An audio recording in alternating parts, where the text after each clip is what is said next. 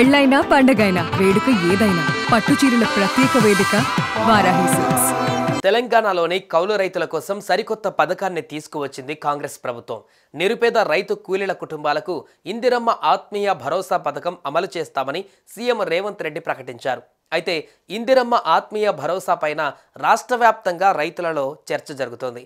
ఈ పథకాన్ని ఏ విధంగా ఇస్తారు, ఏ ప్రాతిపదికన కౌలు రైతులను గుర్తిస్తారు వంటి సందేహాలు ఇప్పుడు వ్యక్తమవుతున్నాయి.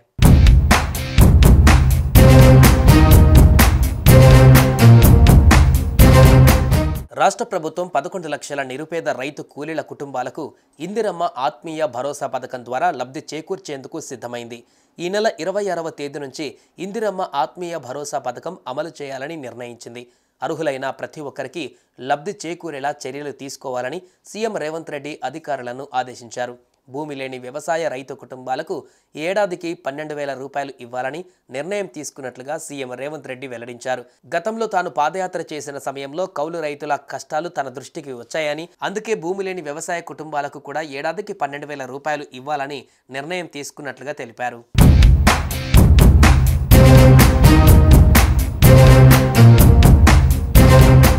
ఇందిరమ్మ ఆత్మీయ భరోసా పథకాన్ని ఎలా అమలు చేస్తారని రైతులు చర్చించుకుంటున్నారు. భూములు ఉన్న రైతులు కొందరు వ్యవసాయం చేయలేక కౌలుకిస్తే ఆ కౌలు చేసే రైతులకు ప్రభుత్వం కొత్తగా తీసుకువస్తున్న ఇందిరమ్మ ఆత్మీయ భరోసా పథకం ఇచ్చినట్లయితే అసలు భూములున్న రైతులకు రైతు భరోసా రాదు కదా అని తర్జన భర్జన పడుతున్నారు. కౌలు రైతులకు 12,000 రూపాయలు ఇస్తామని ముఖ్యమంత్రి రేవంత్ రెడ్డి చేసిన ప్రకటన కౌలు చేసుకుంటున్న రైతులకు సంతోషాన్ని కలిగిస్తుండగా, కౌలుకు తమ భూములను ఇచ్చిన రైతులకు మాత్రం ఆందోళన కలిగిస్తున్నట్లు తెలుస్తోంది.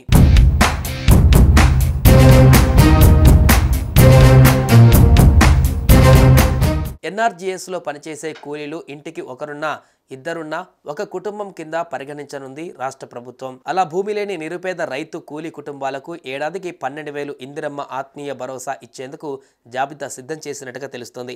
అలాంటి కుటుంబాలు దాదాపు 11 లక్షలు ఉన్నట్లుగా తెలుస్తోంది. మరొకసారి గ్రామాల వారీగా క్షేత్రస్థాయిలో పరిశీలన చేసి అర్హులైన ప్రతి నిరుపేద రైతు కూలీల కుటుంబాలకు లబ్ధి చేకూరేటట్లు చూడాలని అధికారులకు ప్రభుత్వం స్పష్టం చేసింది.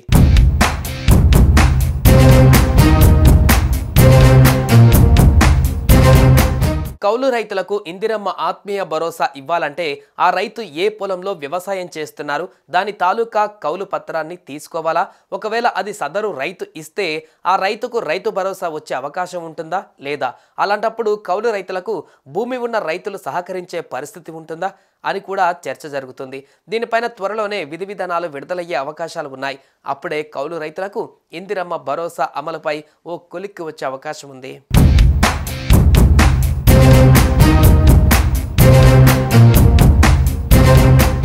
సుమన్ టీవీలో మీ పర్సనల్ అండ్ బిజినెస్ ప్రమోషన్స్ కోసం కింది నెంబర్కి కాంటాక్ట్ చేయండి.